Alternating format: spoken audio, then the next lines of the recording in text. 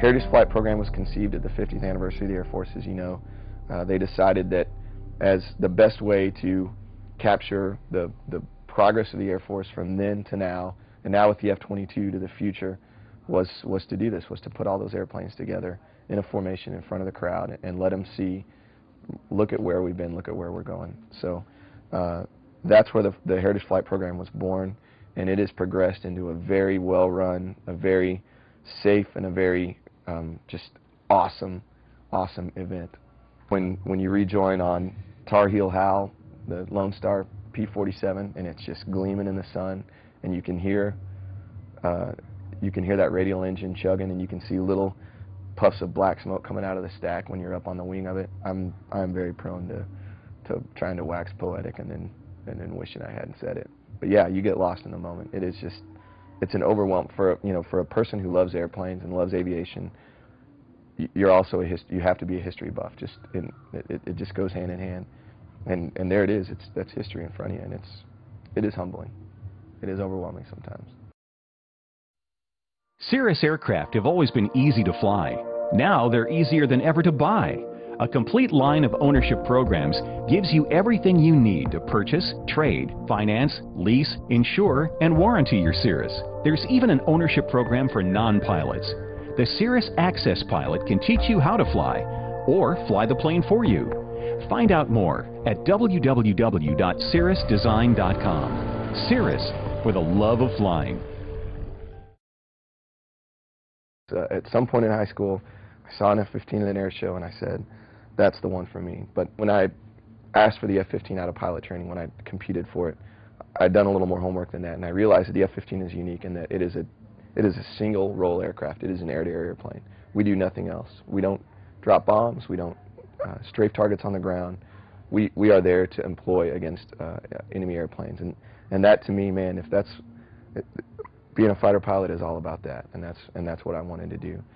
I like that the community, the Eagle community, is well known for being the Eagle community. We have some idiosyncrasies. We have some urban legends, if you will, about what our community is like. We're very exacting. We're very serious about how we train and how we employ, and we take some ribbing from the other guys about it. But we're serious about it because we're good at our mission, and I wanted to be a part of that.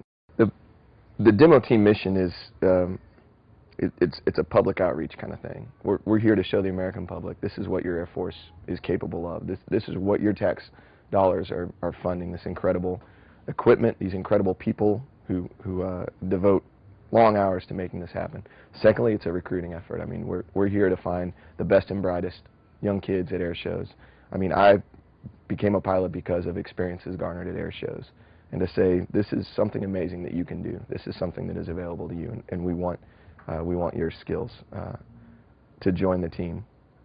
The F-15, yeah, it's been around for a long time. IOC in 1975, and a great service record since then. 104-0.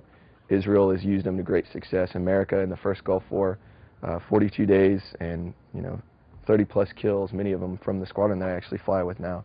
It's an enormously successful airplane, and it's not over yet. We did have a tough year this year with the grounding.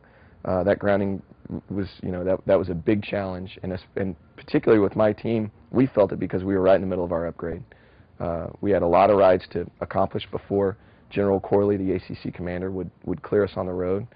So sitting for a couple of months hurt. That being said, it was a gargantuan effort. It was a well-organized effort to get to the bottom of what caused the in-flight breakup. And I'll go pull 9Gs today, and I won't think twice about it, because I know that the best and the brightest sat down, did the calculations, and figured out what happened, and we have a safe fleet right now. Today, there is an affordable, high-performance, easy-to-own and easy-to-operate very light jet designed with you in mind. Far less expensive than any other twin-engine jet to buy, it is also the least expensive to own and operate.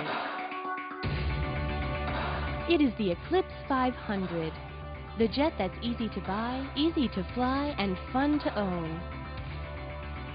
The jet for you.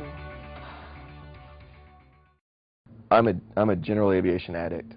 I have my own airplane. I have a 1973 Blanca Turbo Super Viking. Another kind of unique airplane that has a real cult following, you know, it's a wood wing airplane. It rolls like a dream. It's got that P-51 airfoil, you know, it's slick wing. It's a beautiful airplane. I love it when people ask me, oh, flying a small airplane, that must be boring. Absolutely not. There are a lot of challenges of flying my Blanca, managing the motor, managing the engine, worrying about crosswinds and takeoff and landing conditions more than I would in the Eagle. That make it a much greater challenge. That being said, the Eagle profile, like I said, it's physically demanding. The hardest part for me is shacking my numbers, flying my clean profile under G, under the heat stress that I'm going to feel today, where it's 100 bazillion degrees out there today. But the profile is very scripted. The profile is we're not out there just cowboying the routine. It is a set routine based on weather conditions. We will fly profile, A, B, or C, the high show, the flat show, or the low show.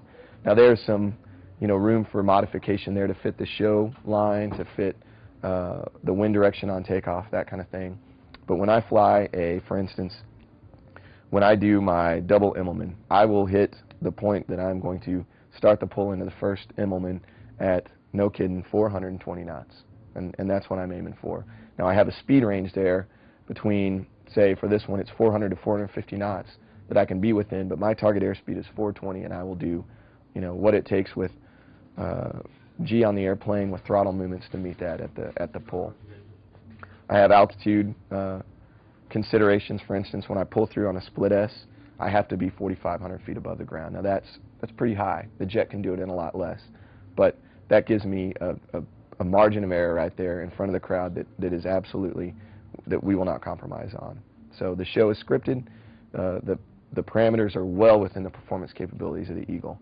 There's nothing I'm doing out there that I go into thinking, man, I hope I pull this one off today. It's all designed for crowd safety.